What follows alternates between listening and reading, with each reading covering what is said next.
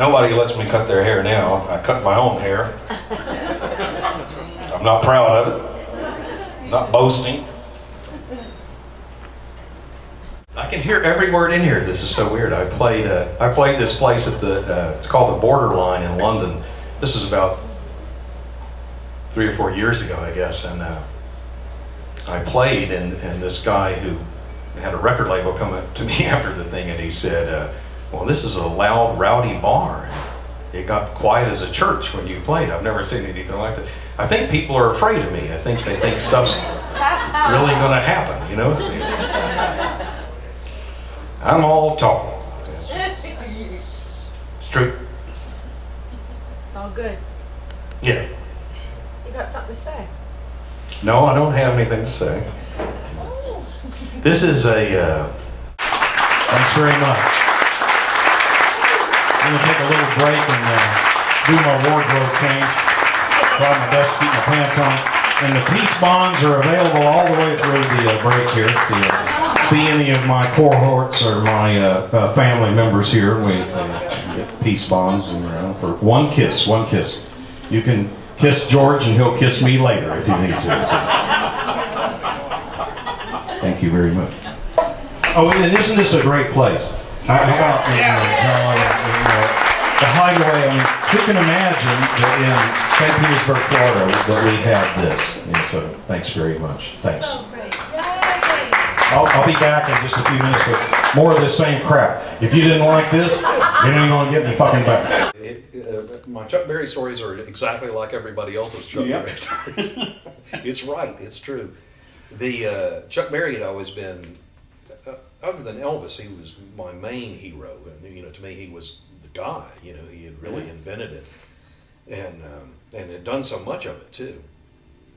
So the first time I'd ever seen Chuck Berry was at the Miami Pop Festival, actually, which was already, I think, like 1970.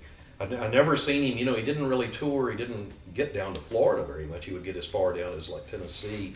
I think was somewhat intimidated by touring the South, and I don't know that I blame him. But I saw him at this pop festival, and it had been just terrible.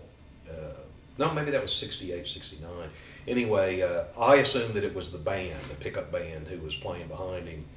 I came to feel bad about having any bad thoughts like that. But after Richard Nader did the first rock and roll revival concert, I think it was at Madison Square Garden, he offered, you know, a package thing like that. So again, Phil Gernhard came to me and said, do you want to do, you know, we can do a rock and roll revival tour, you know, for Florida in this area if you want to. And I said, yeah. And he said, well, we can put together anybody. Richard Nader's people will go out and hire whoever we want to do on the thing. And his original thing at Madison Square Garden, it had some good people. I know Chuck Berry had been on it, but it was a lot of bad Phil things too, in my opinion. So we put together this dream bill. We said, okay, well, we want to do Chuck Berry, Bo Diddley, Gene Vincent, the Coasters, Bill Haley and his Comets, and Screaming Jay Hawkins. So Richard Nader came back and said, fine, that's who you got. You know, so we're doing these dates. And he said, we're going to need a band for Chuck Berry, Gene Vincent, and the Coasters. Bo Diddley was touring with the band then. And then, as it turned out, Screaming Jay was not available because he had just begun living 6 months of the year in Hawaii and 6 months of the year in New York, and it was the Hawaii time, so he wasn't on it. The rest of the people were all on it. So we were the band by that time. The band that I was talking about before had become Duck Butter, and we were going to be the backup band for Chuck Berry, Gene Vincent, and the Coasters. It was very exciting to us, but the idea of playing with Chuck Berry was just completely thrilling. So we were to have, I think at Curtis Hickson, the first date on the thing was Curtis Hickson in Tampa, and we were going to have I think it was a 3 o'clock sound check. The show started at 8. Chuck Berry strolled in at about 10 till 8, and we had been set up, you know, all that time just hanging around Curtis Hickson. And he walked over and said, I'm Chuck Berry, as if we didn't know that, and he had his Gibson 345 in his hand, and he said, I'll tell you what songs we're going to do. You don't have to worry about anything. I'll tell you what key it's in. Don't anybody play too loud because it's my show. If it were your show, I wouldn't play too loud. If you do, I'll embarrass you. And if I go like that, it means stop. And he turned around and walked off. And I thought, wow, what a jerk. You know, I mean, this is the greatest living American, and he has no manners whatsoever. This is not okay. But, you know, it didn't really faze us because we'd all grown up with Chuck Berry songs, and what's the problem? He's going to tell us what song he's playing. No. He was to close the show that night. So I guess we were already on stage. We probably just played with the Coasters or with Gene Vincent or something, and they announced Chuck Berry, and from the wings you hear dun dun dun dun dun dun dun dun dun dun dun, and he's playing Nadine, and he comes dancing out on stage. But you know, nobody's told us anything. We didn't know we were starting with Nadine. Plus, it's an F or B flat or something. Nobody tells us any song. Nobody tells us any key. Nobody tells us anything. We just start playing. And the first time he went like that, we all stopped dead. And I've never gotten a dirtier look from anybody in my life. We didn't fall for that one anymore. But we did figure out that we had to fumble around and find what key it was and you know what songs we were going to do. But he closed with Johnny B. Good, and it was the closing of the show too. So he asked everybody up on stage, and he probably had 200 people on stage. Of course, it was great fun. It was a good party. No thanks much to Chuck Berry, really. But he wasn't unfriendly as much as he was just kind of, I don't have anything to do with you people. Well, on the bus for the tour. I need to visit your bathroom. Okay. What was Gene Vincent like? Oh, What kind of a fellow was he?